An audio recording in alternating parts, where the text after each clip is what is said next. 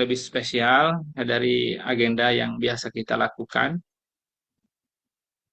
Berhubung kita baru saja, tepatnya kemarin ya, memasuki momentum Maulidun Nabi Sallallahu Alaihi Wasallam, yakni hari kelahiran Nabi Sallallahu Alaihi Wasallam, di mana sangat kurang rasanya di momentum yang sangat penting ini kita lewatkan tanpa kita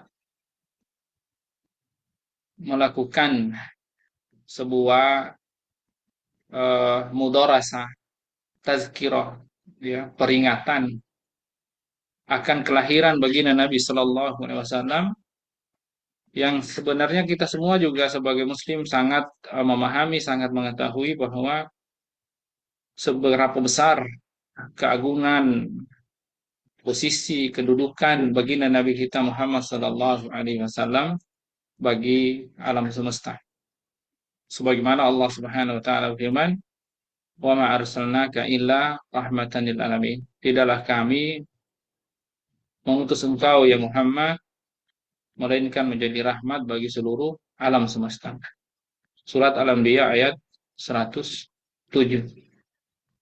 Oleh karenanya, kalau kita berbicara tentang perayaan Maulid Nabi, di mana banyak orang-orang melakukan perayaan Maulid Nabi itu melalui pembacaan Al-Quran, pembacaan Sirah Nabawiyah, termasuk memperbanyak salawat, doa, juga melakukan yang namanya sedekah. Maka aktivitas-aktivitas tersebut termasuk persoalan yang masyru' disyariatkan.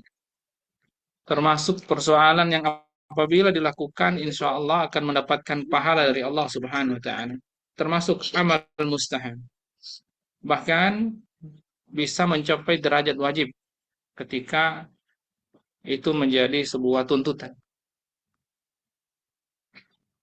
Imam Ibnu Hajar Al-Asqalani dan juga Imam As-Suyuti, keduanya dan juga mayoritas para ulama mutaakhirin juga menegaskan bahwa perayaan Maulid Nabi itu memiliki landasan asal. Jadi masyru', memiliki landasan, yakni disyariatkan. Dari mana kita mengetahui bahwa Maulid Nabi itu perayaan Maulid Nabi itu disyariatkan? Yaitu firman Allah Subhanahu wa taala.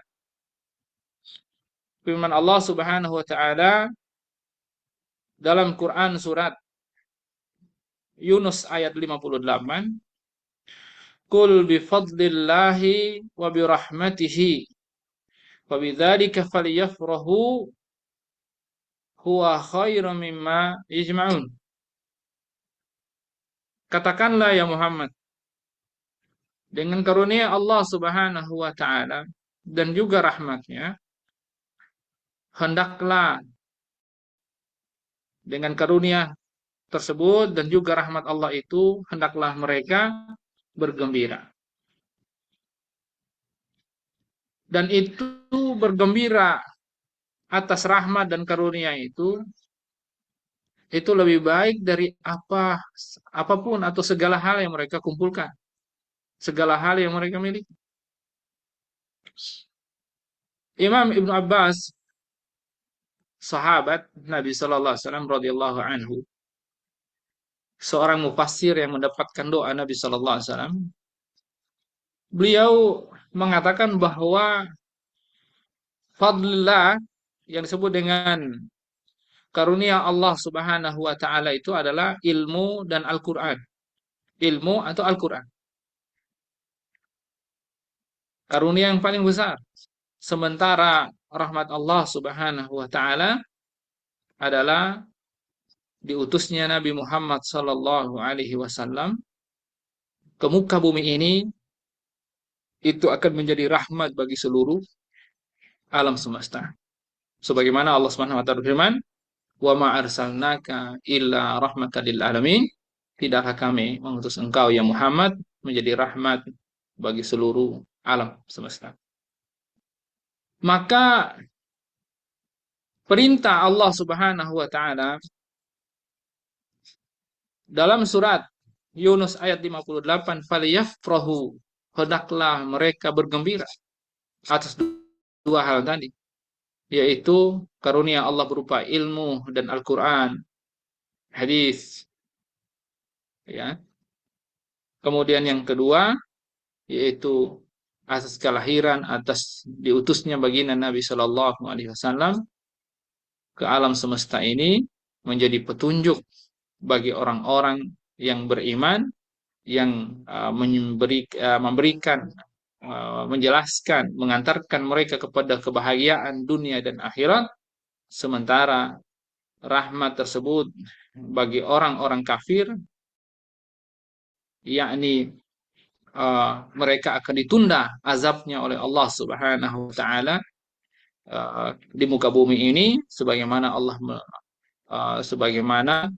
kalau sebelum umat sebelum Nabi Muhammad SAW, azab mereka itu disegerakan. Ketika mereka maksiat, maka Allah langsung turunkan azabnya, membinasakan mereka.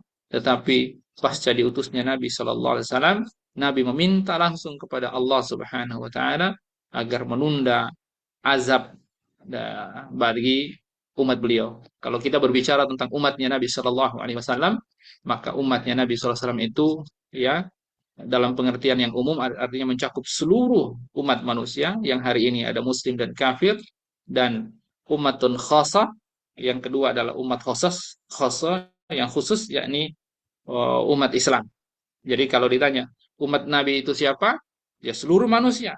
Muslim, kafir itu umatnya Nabi Muhammad Sallallahu Alaihi Wasallam dalam pengertian umum. Tetapi dalam pengertian khusus atau ummatun khasa, yakni hanya umat Islam. Berdasarkan hadis Sallallahu Alaihi Wasallam, kullu ummati yadkhuluna al-jannata illa man aba. Faqalu wa man ya'ba ya Rasulullah? Faqala Sallallahu Alaihi Wasallam, wa man atani dakhala al-jannah wa man asani faqad aba. Barang siapa yang mematuhiku, dia masuk surga. Barang siapa yang bermaksiat kepadaku, maka mereka adalah orang yang enggan masuk surga.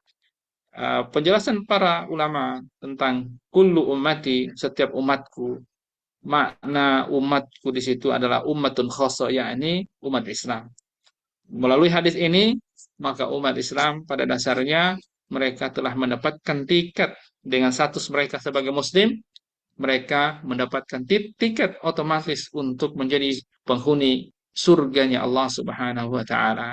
Namun dengan syarat, dengan ketentuan, yakni ketaatan, kepatuhan kepada Allah, kepada Rasulnya Shallallahu Alaihi Wasallam. Dan Allah Subhanahu Wa Taala berfirman, "Wa man ata'ar Rasul faqad ata Allah." Barang siapa yang taat, patuh kepada Rasul, sejatinya dia telah taat, patuh kepada Allah Subhanahu wa Taala. Lalu kemudian apa yang dikatakan oleh Imam As-Suyuti dan juga Imam Ibnu Hajar, kami kutipkan penjelasan oleh Imam Suyuti dalam kitabnya Husnul Maqasid fi Amalil Maulid. Ya, kitabnya ini tujuan yang baik dalam amal perayaan Maulid. Beliau mengatakan aslu amalil maulidil ladzi huwa ijtima'un nas wa qira'atu ma tayassara minal Qur'an wa riwayatul akhbar al-waridati fi ibtida'i amrin nabiy sallallahu alaihi wasallam wa ma waqa'a fi maulidihi minal ayati thumma yu'ta lahum bisamatin ya'kulunahu wa yansarifuna min ghairi ziyadatin ala dzalika huwa minal bid'ai al-hasanah allati yusabu 'alaiha sahibuha. Beliau mengatakan bahwa asal atau hukum asal perayaan Maulid yang dimana orang-orang berkumpul membaca membaca Al-Qur'an, ya, membaca riwayat-riwayat, cerita-cerita tentang kenabian, awal kenabian Muhammad sallallahu alaihi wasallam, dan termasuk tanda-tanda keagungan-keagungan, kemuliaan-kemuliaan, kedudukan-kedudukan Nabi sallallahu alaihi wasallam saat maulidnya, saat waktu dan tempat lahirnya. Kemudian mereka disajikan makanan yang mereka makan, lalu kemudian mereka pulang setelah itu tanpa ada tambahan amal-amal eh, yang merusak, yang tercela, maka itu dikatakan termasuk bid'ah al-hasanah. Sebagaimana kita ketahui bahwa di mazhab Syafi'i memang mereka punya sebuah mustalahat yang khas, yakni penyebutan bid'ah. Ya, mereka terkadang menyebutkan untuk sesuatu yang amal sunnah yang tidak dilakukan Nabi, tidak ada di zaman sahabat, tetapi bukan berarti itu hukumnya haram sebagai bid'ah. Ya, sebagai bid'ah hasanah. Ini mustalah, istilah.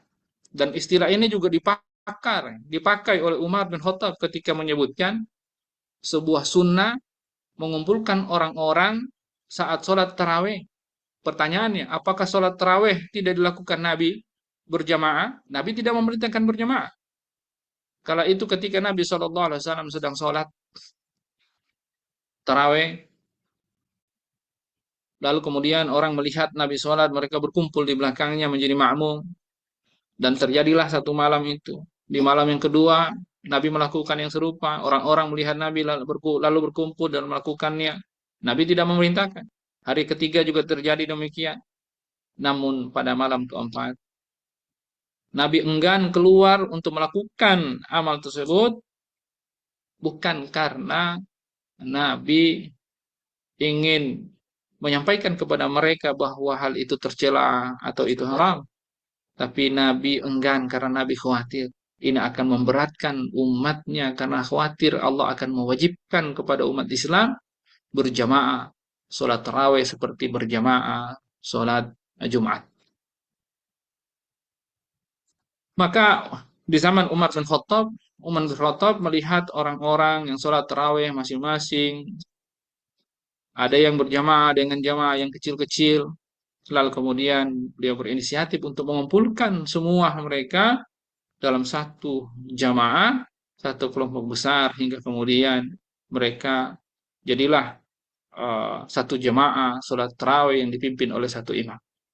Lalu kemudian beliau berkata, hal ni'mal bid'ah, ni'mal bid'ah hadhihi al bid'ah, ni'mal bid'ah hadhihi bid'atun hasanah. Oh, kama. Jadi sebaik-baik bid'ah ini adalah bid'ah hasanah, yakni mereka dikumpulkan berjemaah sholat tarawih dalam satu imam. Oleh karenanya, sebagai pembelajar, kita jangan terburu-buru. Jangan mudah untuk menghakimi. Jangan mudah untuk menghukumi sesuatu, lalu kemudian menjas fulan melakukan bid'ah yang dolal, atau fulan telah melakukan satu kesyirikan, melakukan satu kemungkaran. Disitulah kita sebagai muslim dituntut untuk memiliki ilmu, dituntut untuk belajar. Makanya Rasulullah SAW meminta kita untuk belajar. Maulid ini juga menuntut kita, mengajarkan kita bagaimana meneladani Nabi SAW. Nabi adalah seorang pembelajar. Sebagai umatnya, kalau kita mencintai Nabi SAW, maka cara yang paling tinggi untuk mencintai Nabi SAW adalah mengikuti baginda Nabi SAW. Sebagaimana Allah Subhanahu wa taala berfirman, "Qul in kuntum tuhibbunallaha fattabi'uni." Katakanlah, wahai Muhammad, katakanlah kepada mereka, kalau mereka mencintai Allah Subhanahu wa taala, maka ikuti aku. Ikuti Nabi Muhammad sallallahu alaihi wasallam. Karena kalau sudah mengikuti Nabi, berarti mengikuti Allah. Mencintai Nabi berarti mencintai Allah Subhanahu wa taala. Dan derajat tingkat yang paling tinggi sebagai bentuk ekspresi cinta kepada Allah Subhanahu wa taala adalah mengikuti baginda Nabi kita Muhammad sallallahu alaihi wasallam, termasuk dalam hal ilmu. Seorang muslim harus belajar. Tidak ada pilihan bagi dia untuk memilih tidak belajar, untuk memilih tidak tahu agama. Oleh karenanya, kebodohan terhadap agama itu merupakan sebuah ketercelaan, sebuah sebuah kerugian yang sangat besar. Maka para hadirin, saya menghimbau kepada kita semua. Kita bersyukur kita dengan kondisi kita hari ini, dengan berbagai kesibukan kita hari ini, kita masih diperkenankan oleh Allah Subhanahu wa taala untuk bisa belajar, bisa mengetahui petunjuk-petunjuk Nabi Shallallahu alaihi wasallam, bisa mempelajari firman-firman Allah Subhanahu wa taala yang dibawa oleh baginda Nabi Shallallahu alaihi wasallam. Ini adalah sebuah nikmat, karunia, sebagaimana pernyataan Imam Ibnu Abbas radhiyallahu anhu, seorang sahabi tadi, saat menafsirkan surat Yunus ayat 58, kul bi fadlillahi wa bi rahmatihi fa bidzalika falyafrahu huwa khairum mimma yajma'un. Jadi fadl di situ katakan dengan karunia Allah Subhanahu wa taala yang besar itu, yakni ilmu Al-Qur'an, syariat Islam yang dibawa oleh Nabi sallallahu alaihi wasallam, dan juga termasuk Nabi sallallahu alaihi wasallam sebagai rahmat yang Allah turunkan, hendaklah mereka bergembira. Maka bergembiralah orang-orang yang masih istiqomah menuntut ilmu. Maka kita bersyukur BMI Internasional, Bintang Mono Internasional, memberikan kesempatan kepada kita melalui kelas yang rutin selama ini kita lakukan secara konsisten, bisa mempelajari petunjuk-petunjuk Rasul Sallallahu Alaihi Wasallam, mempelajari keteladanan-keteladanan Rasulullah Sallallahu Alaihi Wasallam. Maka jika kita benar-benar mempelajari seluruh petunjuk dan keteladanan melalui fikih yang selama ini kita pelajari, insya Allah kita tidak akan tersesat di dunia yang penuh dengan fata morgana, yang penuh dengan tipu daya, dunia yang penuh dengan kesenangan yang menipu. Itulah yang dikatakan oleh baginda Nabi Shallallahu Alaihi Wasallam dalam sebuah hadisnya, ya. Nabi Shallallahu Alaihi Wasallam, ya, baginda Nabi Shallallahu Alaihi Wasallam mengajak kepada kita, ya, mengajak kepada kita untuk mengambil apa yang beliau tinggalkan. Taraktu fikum amrayni lan tadillu in tamassaktum bihima, kitaballahi wa sunnata Rasulillah. Aku tinggalkan dua perkara kepada kalian. Sungguh kalian tidak akan pernah tersesat selama kalian berpegang teguh pada kedua hal tersebut, yakni Al-Quran dan juga hadis Nabi Shallallahu Alaihi Wasallam. Bapak Ibu sekalian yang dimuliakan oleh Allah Subhanahu Wa Taala, jika Maulid ini sebagaimana yang kami sampaikan tadi, secara hukum dia disyariatkan, bahkan secara kedudukan memiliki kedudukan yang sangat agung untuk disambut, untuk dimeriahkan. Bahkan kita harus bergembira dengan kelahiran baginda Nabi Shallallahu Alaihi Wasallam. Maka hal yang terpenting berikutnya bagi kita yang merayakan Maulid adalah apa esensi daripada perayaan Maulid sesungguhnya. Apakah perayaan Maulid sebatas sebagaimana acara seremonial, acara yang umum dilakukan oleh orang-orang, sekedar berdoa, bersanji, mungkin tahlilan, mungkin sekedar baca Quran, makan-makan, lalu kemudian berlalu. Sebenarnya esensi dari perayaan Maulid yang paling agung adalah bagaimana dengan Maulid itu kita kembali mengenal baginda Nabi Shallallahu Alaihi Wasallam sebagai sebuah rahmat yang Allah turunkan, sebagai sebuah petunjuk yang Allah Subhanahu Wa Taala turunkan kepada kita agar kita mendapatkan keselamatan di dunia dan akhirat. Maka tidak cukup sebenarnya merayakan Maulid itu dengan sekedar membacakan sirah nabawiyah atau melakukan doa, melakukan bersanji atau yang semisalnya lalu kemudian makan-makan dan berhenti tanpa kita mengenal sosok agung yakni baginda Nabi Shallallahu Alaihi Wasallam, lalu kemudian yang bertujuan bagaimana setelah kita mengenal sosok agung Nabi Shallallahu Alaihi Wasallam itu kita bagaimana mengikuti beliau dalam seluruh aspek kehidupan kita. Allah Subhanahu wa taala berfirman dalam surat Al-Ahzab ayat 21. A'udzu billahi minasyaitonir rajim. Laqad kana lakum fi Rasulillahi uswatun hasanah liman kana yarjullaha wal yawmal akhir ila akhiril ayat. Allah Subhanahu wa taala melalui ayat ini mengatakan, sungguh pada diri Nabi sallallahu alaihi wasallam terdapat uswah hasanah, teladan yang sangat baik.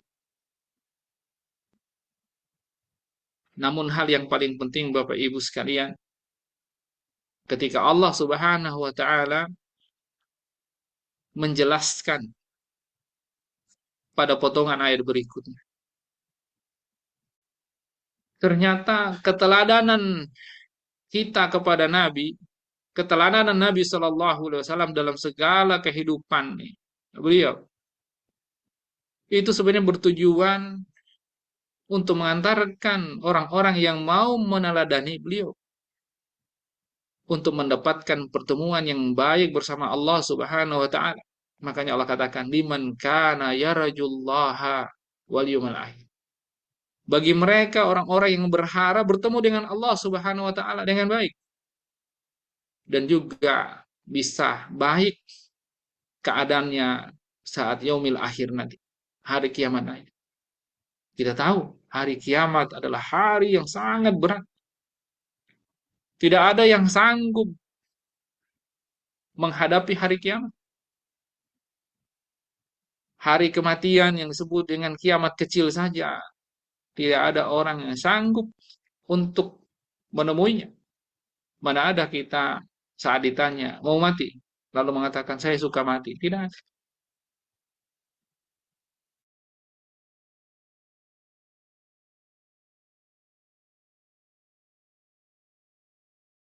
Bisa menggambarkan tentang hari kiamat itu. Misalnya pada fase padang mahsyar. Nabi mengatakan, hari kiamat ketika orang-orang dikumpulkan di padang mahsyar, ya, itu seperti yauma tud'a syamsu kamiqdari milin fawqa ru'usihim. Yauma tudna syamsu fawqa ru'usihim kamiqdari mil atau kama qala. Yakni di padang mahsyar itu seperti keadaan di mana matahari itu sejarak 1 mil di atas kepala mereka. Oleh karenanya hari yang sangat berat. Dalam hadis Nabi SAW juga menyampaikan sab'atun Yazilluhumullahu law yawma la dhilla illa zill. Hadis ini menunjukkan bahwa pada hari kiamat itu digambarkan dengan hari yang tidak ada tempat bernaung kecuali naungan yang diberikan oleh Allah Subhanahu wa taala, berupa panas yang sangat panas karena jaraknya adalah 1 mil dari atas kepada kita. Jika hari ini mungkin kita mengeluh akan panasnya matahari di atas kepala-kepala kita, kalau hari ini kita keluar rumah mungkin sangat panas, padahal itu tidak seberapa. Jarak matahari dari bumi kita itu sangat jauh, miliaran tahun jauhnya. Tetapi pada hari kiamat, jarak matahari dan kepala kita ternyata hanya 1 mil dalam ukuran manusia. Oleh karenanya, Allah Subhanahu wa taala ingin menyampaikan kepada kita, kalau kita ingin berharap pertemuan yang baik, ingin keselamatan di akhirat, bahkan bisa melihat Allah Subhanahu wa taala sebagai nikmat yang paling tertinggi, maka cara mendapatkannya adalah dengan meneladani baginda Nabi sallallahu alaihi wasallam. Laqad kana lakum fi Rasulillahi uswatun hasan. Pada diri Nabi sallallahu alaihi wasallam ada keteladanan yang sangat baik. Segala keteladanan dalam menjalankan kehidupan kita bisa kita dapatkan pada diri Nabi sallallahu alaihi wasallam. Keteladanan membina rumah tangga melalui proses saat bagaimana kita menuju jenjang pernikahan. Nabi mengajarkan kepada kita bagaimana seorang laki-laki memilih pasangannya yang perempuan, bagaimana seorang perempuan memilih pasangannya yang lelaki. Ada keteladanan Nabi Shallallahu Alaihi Wasallam di situ.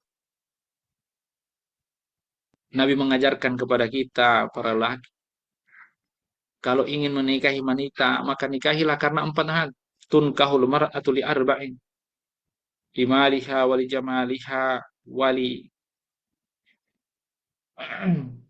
wali limaliha wali jamaliha, ya, wali nasabiha wali diniha fadfar bidzati din tarimat siyadak.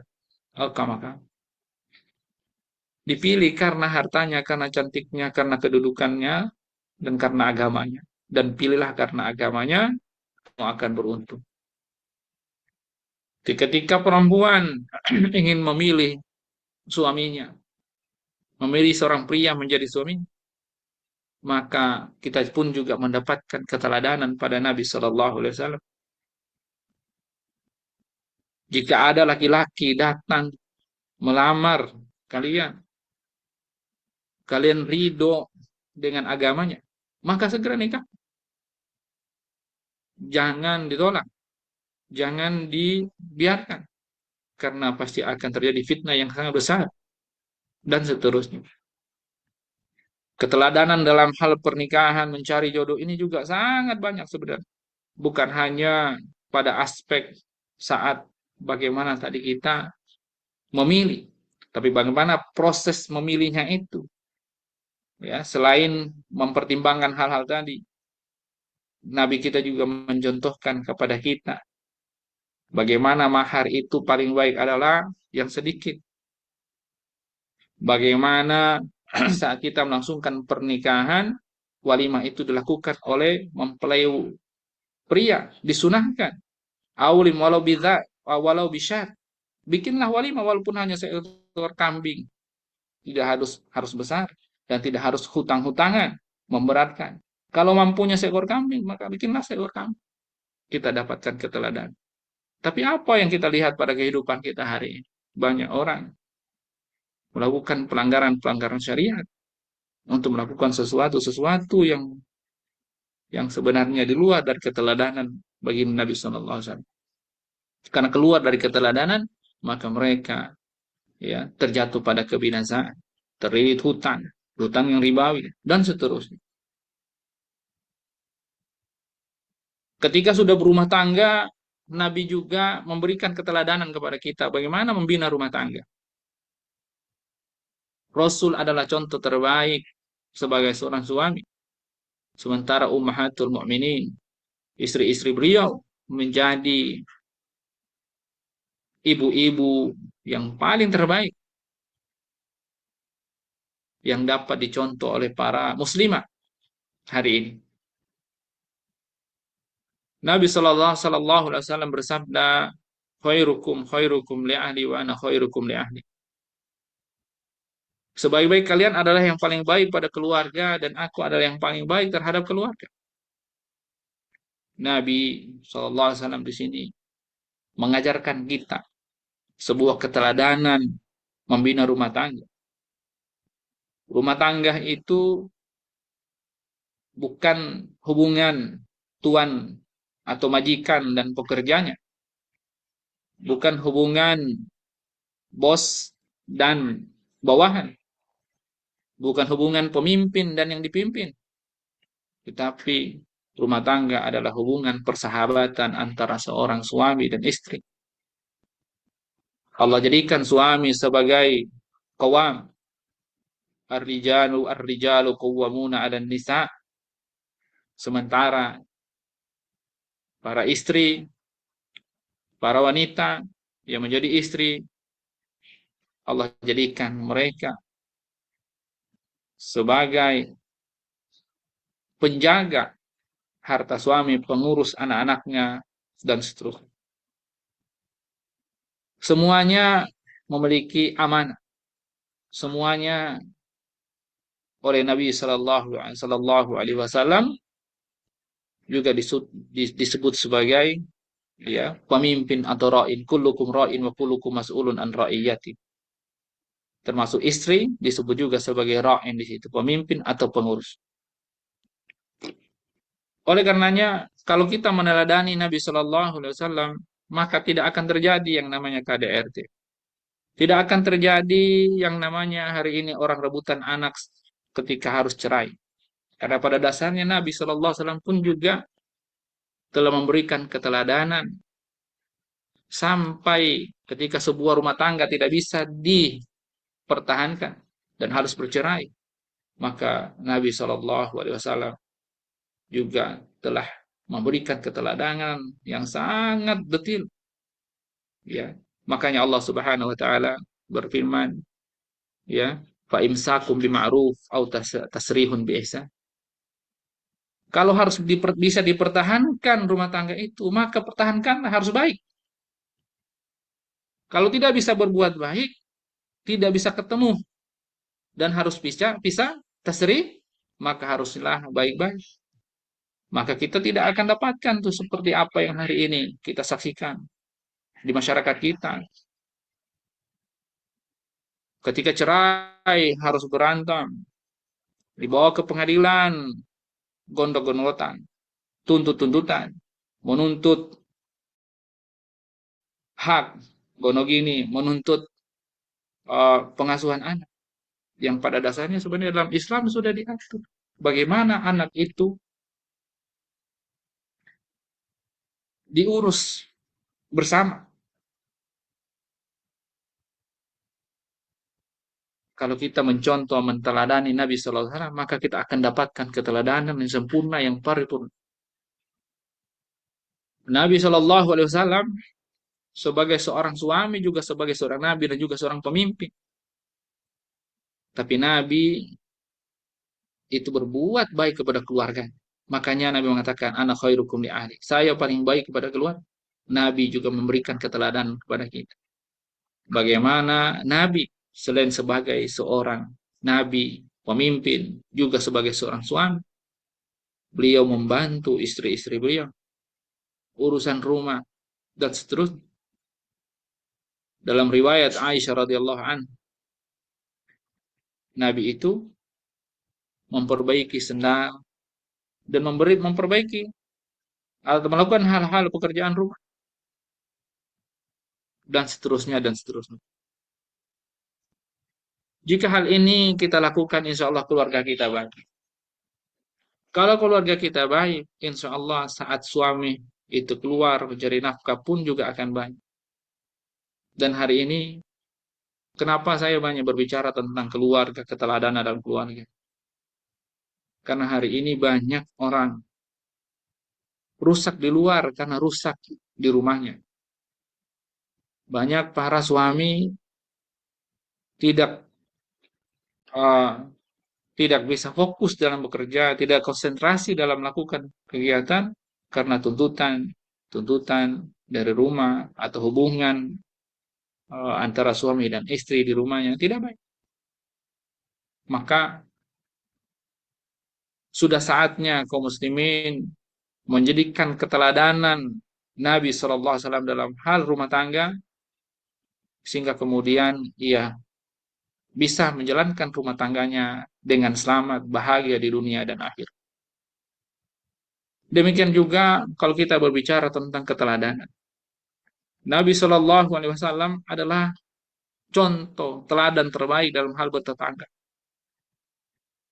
Saat Nabi SAW bertetangga, Nabi mewanti-wanti kepada kaum muslimin.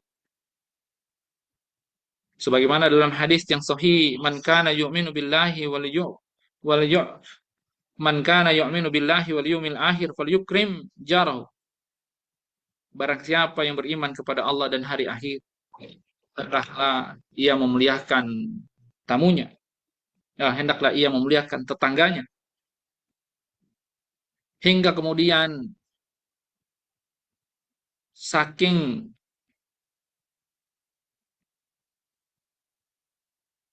keteladanan Nabi SAW dalam hal bertetangga itu sangat baik. Dan ini adalah perintah Allah Subhanahu wa taala secara langsung. Jibril itu terus turun kepada Nabi, mengingatkan Nabi untuk menyampaikan kepada kaum muslimin tentang hak tetangga, hak bertetangga dan seterusnya. Sampai dalam hadis Nabi menceritakan orang-orang bagaimana para sahabat itu mengira, nyaris saja mereka mengira bahwa tetangga itu juga akan menjadi ahli waris kepada tetangganya yang wafat.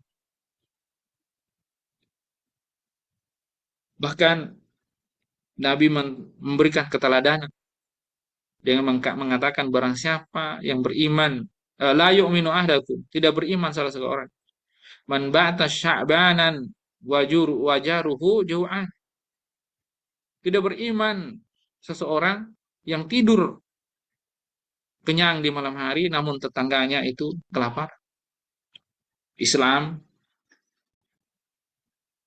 melalui keteladanan Nabi kita mengajarkan kepada kita bahwa umat Islam itu adalah umat yang sosial, bukan individualis. Dia harus tahu tetangganya, dia harus tahu kiri kanannya, dia harus tahu depan belakangnya.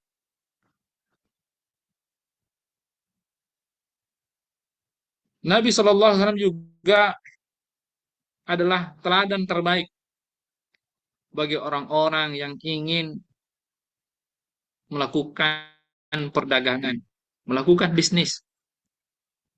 Nabi SAW adalah contoh sosok yang paling jujur, paling terpercaya. Kita tahu bahwa Nabi SAW digelari Al-Amin sebelum ia diangkat sebagai seorang Nabi. Ini bukan sifat bawaan, tetapi keteladanan terhadap kejujuran dari baginda Nabi SAW ini menjadi landasan dalam seluruh muamalah interaksi seorang muslim dengan muslim yang lain.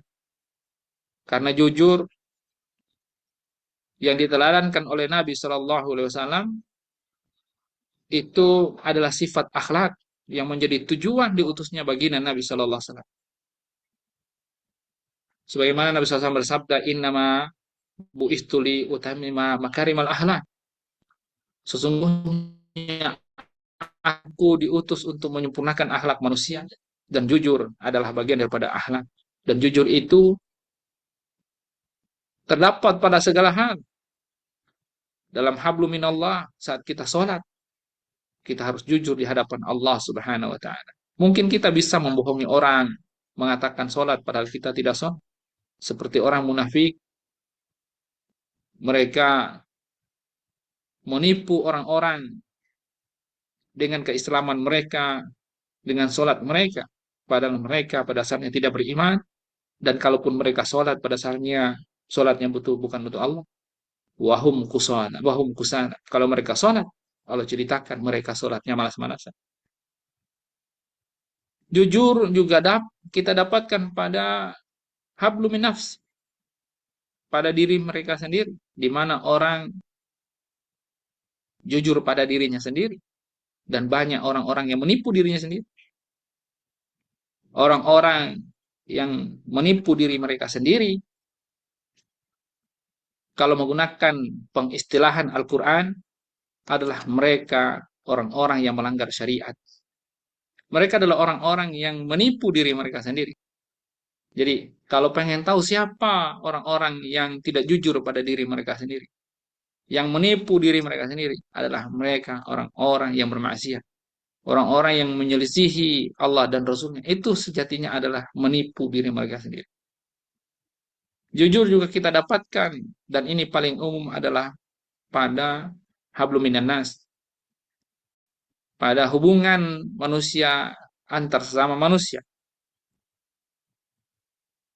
Terjadi pada perdagangan, pada bisnis, terjadi pada ijarah, ya, jadi dalam jual beli, dalam hutang piutang, dalam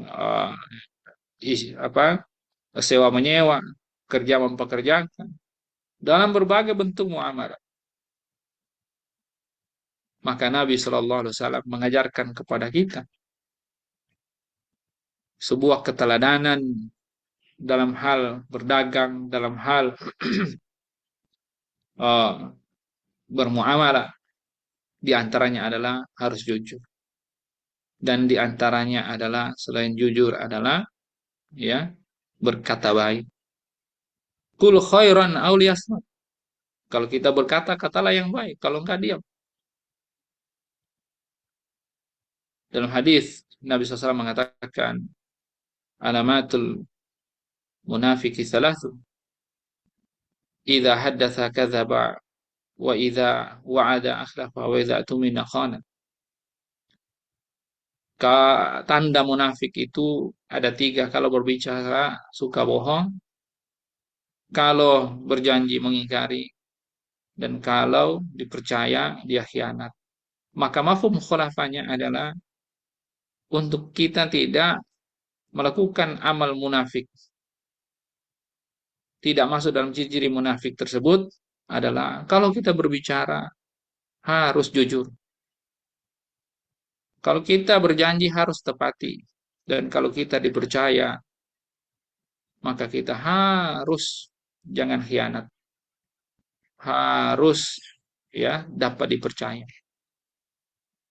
Inilah keteladanan dari baginda Nabi Shallallahu Alaihi Wasallam. Kalau hari ini kita sebagai pekerja, jadilah pekerja yang jujur, pekerja yang dapat dipercaya, yang tidak khianat, pekerja yang kalau berjanji selalu menepati.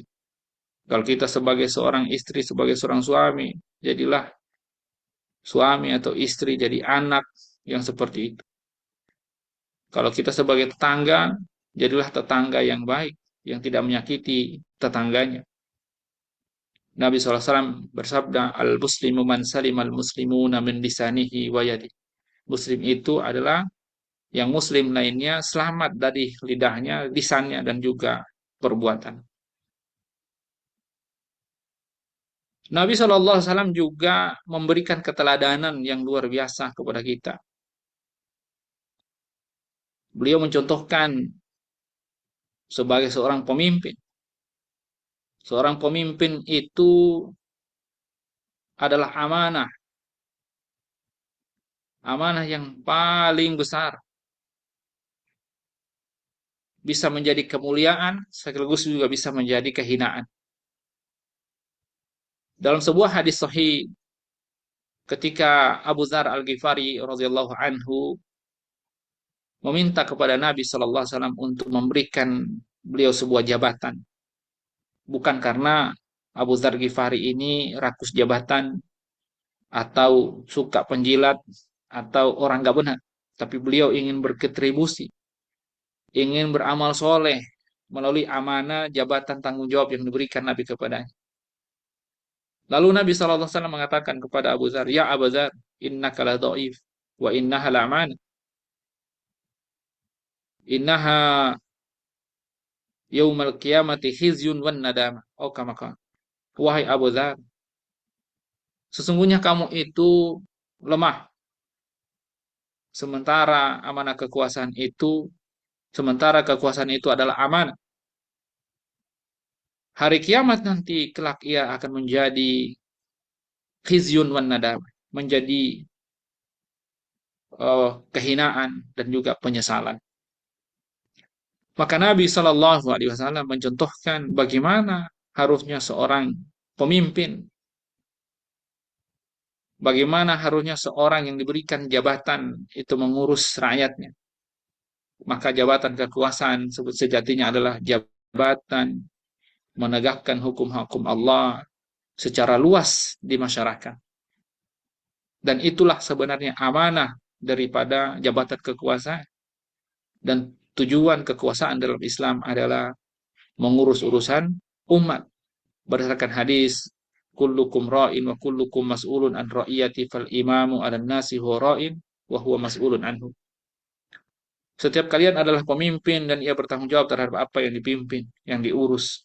Dan imam, seorang khalifah, seorang pemimpin umat, penguasa, mereka terhadap rakyatnya, terhadap masyarakatnya adalah pengurus, pemimpin, pengurus mereka. Maka mereka bertanggung jawab terhadap amanah kepemimpinan tersebut. Jadi Islam memberikan keteladanan. Sejatinya tujuan daripada negara, adanya penguasa, sejatinya adalah dalam rangka mengurus rakyat. Dan dengan apa rakyat itu diurus? Maka seorang penguasa, di tangan mereka terdapat amanah mengurus umat, yakni dengan syariat Islam. Maka tercelalah orang-orang yang diberikan amanah kekuasaan, lalu menipu rakyatnya, termasuk jika mereka jujur sekalipun, tetapi mereka tidak mengurus rakyatnya dengan Islam, maka itu akan menjadi kehinaan dan juga penyesalan di hadapan Allah Subhanahu wa Ta'ala. Karena Allah Subhanahu wa Ta'ala berfirman, "Fahkum bainahum bima anzalallah wa la tattabi ahwa'ahum amma ja'aka minal haq." Pimpinlah mereka, uruslah mereka rakyat itu dengan apa yang Allah turunkan, dan janganlah ikuti hawa nafsu mereka ketika kebenaran Islam itu datang kepadamu. Allah Subhanahu wa taala juga berfirman, "Wa ma atakumur rasulu fakhudhuhu wa ma nahakum anhu fantahu." Maka apa yang dibawa oleh Rasul kepada kalian, maka ambillah. Apa yang dilarang oleh Rasul kepada kalian, maka tinggalkan. Maka yang dibawa oleh Nabi Shallallahu Alaihi Wasallam hari ini adalah dinul Islam. Islam sejatinya adalah ideologi, pandangan hidup, kaidah hidup, aturan kehidupan, aturan kehidupan yang paripurna, sempurna, paripurna. Sebagaimana Allah Subhanahu Wa Taala firman, "Al-yawma akmaltu lakum dinakum wa atmamtu alaikum ni'mati wa raditu lakumul Islam adin." Pada hari ini aku telah sempurnakan bagi kalian nikmatku dan aku ridhoi Islam ini menjadi agama. Maka orang-orang yang memilih selain Islam, memilih selain Islam menjadi dinnya atau ideologinya, pandangan hidupnya, aturan dalam berbisnis, aturan dalam mengurus keluarga, aturan dalam bertetangga, aturan dalam seluruh tatanan kehidupannya, maka kerugian yang mereka dapatkan, penolakan dari Allah Subhanahu wa Ta'ala yang mereka dapat, dan mereka akan menyesali di hari kiamat kelak.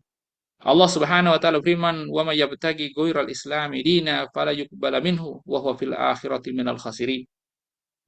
Barang siapa yang mencari selain Islam menjadi ideologinya, dinnya, pandangan hidupnya, aturan kehidupannya, maka itu tertolak. Allah sedikit pun tidak menerima, dan mereka di akhirat termasuk orang-orang yang mendapatkan kerugian. Innad dina indallahil Islam. Allah menegaskan sesungguhnya din, ideologi yang diridhoi di sisi Allah Subhanahu wa taala hanyalah Islam. Inilah yang dibawa oleh baginda Nabi Shallallahu alaihi wasallam berupa perintah dan larangan. Itulah keteladanan yang sempurna, paripurna yang kita harus ikuti, yang dibawa oleh baginda Nabi Shallallahu alaihi wasallam jika kita menginginkan pertemuan yang baik dengan Allah Subhanahu wa taala, pertemuan yang menyelamatkan kita yaumul akhir. Maka tidak ada pilihan bagi kita untuk kita memilih antara boleh mau mengambil Islam atau tidak mau mengambil Islam. Karena ini sejatinya bukan pilihan bagi kita. Karena hanya satu-satunya pilihan untuk mendapatkan keselamatan di akhirat, mendapatkan kebahagiaan di dunia dan juga di akhirat. Oleh karenanya, di akhir sesi ini, ketundukan kita kepada syariat atau syariah compliance itu adalah sebuah keniscayaan, sebuah kewajiban, bukan sebuah pilihan bagi kita sebagai seorang muslim untuk memilih mau tunduk atau tidak mau. Karena pada dasarnya kita diminta oleh Allah Subhanahu wa taala untuk segera tunduk kepada Allah Subhanahu wa taala dengan menjadikan keteladanan kita kepada Nabi, dengan menjadikan keteladanan Rasul Shallallahu Alaihi Wasallam sebagai keteladanan paripurna, harus ada pada seluruh kehidupan kita, pada bisnis kita, pada keluarga kita, bertetangga, saat kita bekerja, saat kita berdakwah, saat kita memimpin umat, mengurus urusan umat, dan dalam seluruh aktivitas-aktivitas yang kita lakukan. Oleh karenanya, mari momentum Maulid Nabi ini kita jadikan sebagai trigger awal untuk kita berbenah, awal untuk kita menjadi lebih baik, menjadi orang yang bahagia di dunia dan di akhirat, yang Allah selamatkan, layak untuk mendapatkan keselamatan di akhirat. Maka cara yang terbaik dengan menteladani Nabi Shallallahu Alaihi Wasallam. Mungkin ini yang bisa saya sampaikan pada kesempatan kali ini. Sudah jam 9. Kebaikan, kebenaran hanya milik Allah Subhanahu wa taala. As'alullah lana dawam as-sihha wal afiyah wassalama wal istiqamah wat taufiq. Saya berharap semoga Allah Subhanahu wa taala memberikan kebaikan yang banyak kepada kita, kesehatan, keistiqomahan, kepatuhan, takwa, dan juga taufik dari Allah Subhanahu wa taala untuk ketika nanti Allah matikan kita, Allah matikan dalam keadaan Islam, Allah matikan dalam keadaan ahlul iman, ahlul tauhid, dan Allah matikan dalam kondisi mencintai dan meneladani baginda Nabi Shallallahu Alaihi Wasallam. Mari kita tutup pertemuan ini dengan membaca doa kafaratul majelis. Subhanakallahumma rabbana wa bihamdika asyhadu an la ilaha illa anta astaghfiruka wa atubu ilaik. Assalamualaikum warahmatullahi wabarakatuh. Tafadhal Pak Dedi. Waalaikumsalam warahmatullahi wabarakatuh. Alhamdulillahirrabbilalamin. Jazakumullah khairan kasiran kepada Ustadz Yusuf Sin atas ilmu, nasihat, dan pengingat yang telah disampaikan. Telah disampaikan kepada kita pada malam hari ini. Semoga pembahasan mengenai Maulid Nabi dan pelajaran ketundukan kepada syariah tidak berhenti sebagai ilmu yang kita dengarkan saja, tetapi dapat menjadi pengingat bagi kita semua untuk semakin mencintai Rasulullah SAW dengan mengikuti keteladanan beliau serta semakin taat kepada aturan dan syariat Allah dalam kehidupan sehari-hari. Bapak, Ibu, dan rekan-rekan BMI sekalian, terima kasih atas waktu dan kehadirannya dalam kajian fikih muamalah BMI pada malam hari ini. Semoga setiap langkah dan waktu yang kita luangkan untuk menuntut ilmu dicatat sebagai amal kebaikan oleh Allah Subhanahu wa taala.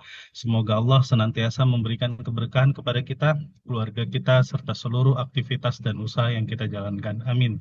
Apabila seluruh kegiatan acara terdapat tutur kata maupun penyampaian yang kurang berkenan, saya selaku moderator memohon maaf. Mari kita sempurnakan pertemuan malam ini dengan lafaz hamdalah. Alhamdulillahirrabbilalamin. Saya tutup. Alhamdulillahirobbilalamin. Wassalamu warahmatullahi wabarakatuh. Waalaikumsalam warahmatullahi Waalaikumsalam wabarakatuh. warahmatullahi wabarakatuh. Terima Terima kasih kasih Bapak Ustaz Ibu Yusuf semuanya. Sin. Waalaikumsalam warahmatullahi wabarakatuh. Izin. Waalaikumsalam. Terima kasih Ustaz. Terima kasih, Pak Ya, Ustadz. sama-sama.